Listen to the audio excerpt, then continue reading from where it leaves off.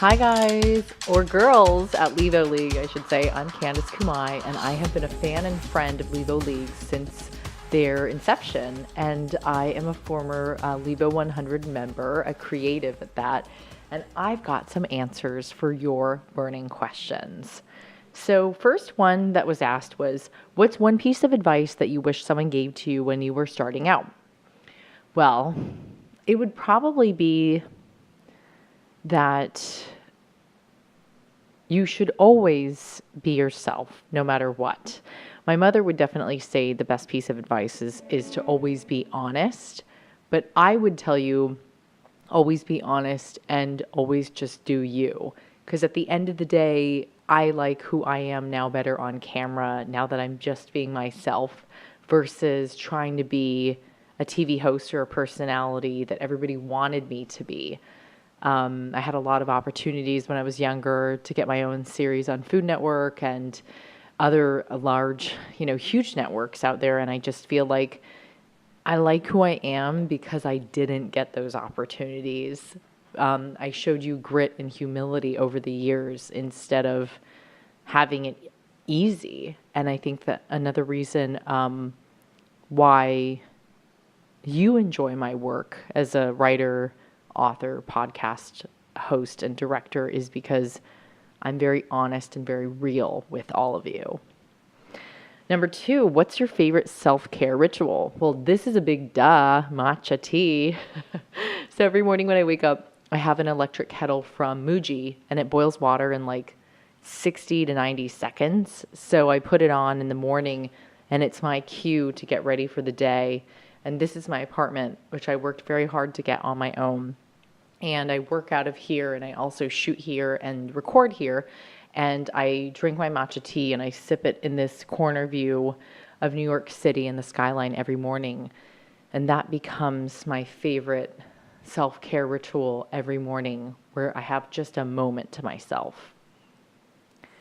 What is the worst? Oh, I thought you said the first thing you do when you wake up. Well, I just told you. So crazy how so many of these questions just become so aligned.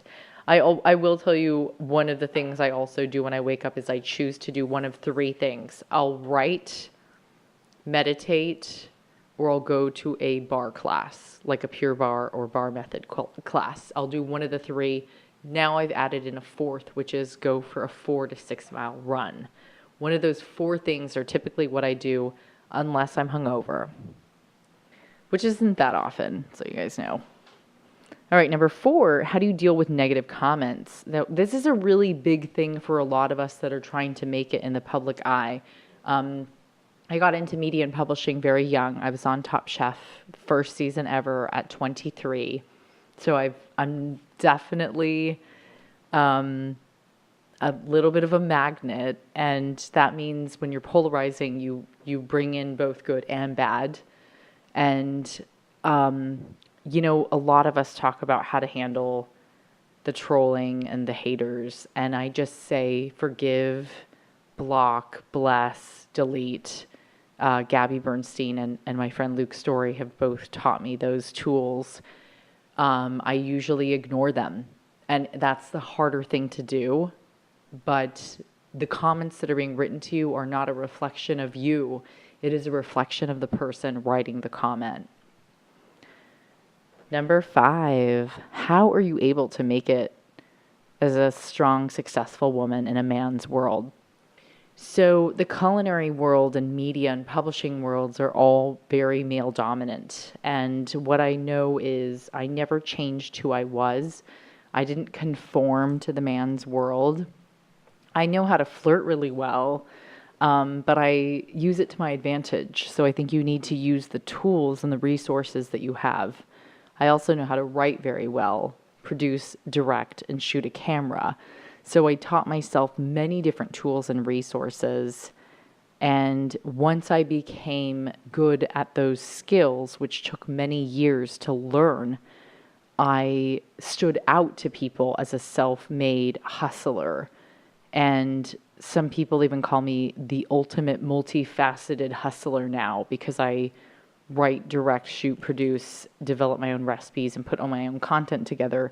And as I always say, I've been able to show and not tell. So this book, Kinski Wellness, that I wrote is number 6 on my list of books that I've written and penned over the last decade of my career in New York City. And this is an expression of who I am, and this is how I've been able to make it in a man's world.